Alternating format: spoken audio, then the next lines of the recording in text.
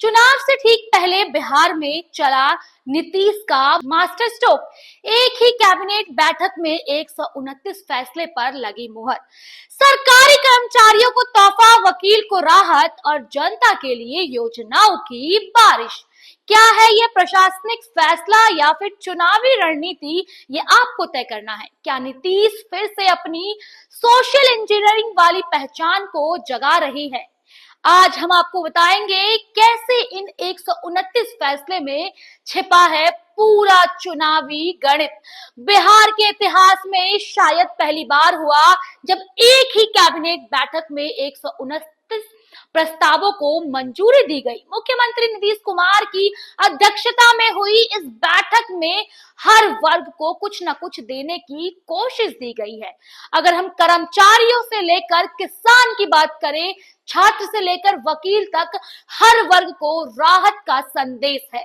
सबसे बड़ा ऐलान सरकारी कर्मचारियों के लिए है। जी हाँ, महंगाई भत्ता यानी कि डीए में 3% की बढ़ोतरी।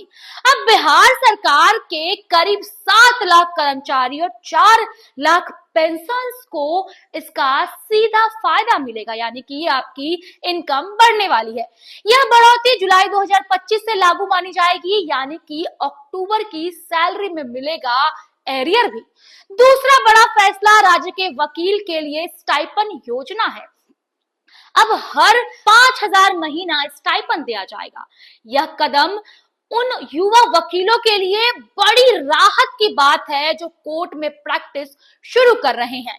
राजनीति जानकार मानते हैं कानून समुदाय बिहार की राजनीति में अहम प्रभाव रखता है और नीतीश कुमार इस वर्ग को सीधे अपने पाले में लाने की कोशिश कर रहे हैं। कैबिनेट मीटिंग में शिक्षा और स्वास्थ्य पर भी कई अहम बड़े फैसले लिए गए। हर ब्लॉक में नए मॉडल स्कूल खोलने की मंजूरी भी दी गई। प्राथमिकता स्वास्थ्य केंद्र में डॉक्टरों की सीधी भर्ती। जी हाँ, किसानों के लिए मुफ्त बीज वितरण योजना, महिला समूह को माइक्रो फाइनेंस सपोर्ट, यानी हर सामाजिक वर्ग को कुछ न कुछ देने की नीति। एक क्लासिक सबको साथ सबको लाभ मॉडल। विशेषज्ञ मानते हैं कि इस फैसले के पीछे स्पष्ट रूप से चुनावी समीकरण है। 2025 के बिहार विधानसभा चुनाव में अब ज्यादा दूरी नहीं है और नीतीश कुमार जानते हैं कि हर तबके को सीधे बिना सत्ता वापसी मुश्किल है। जी हाँ, डीए और पेंशन, मिडिल क्लास और स्टाइपन से एलीड क्लास और ग्रामीण योजना से ग्राउंड वोट बैंक, यानी तीनों को टारगेट किया गया है। विपक्ष ने इस पूरे फैसले को चुनावी लुभाव नीति बताया है। राजद और भाजपा दोनों ने कहा है कि नीतीश को जनता याद तभी आती है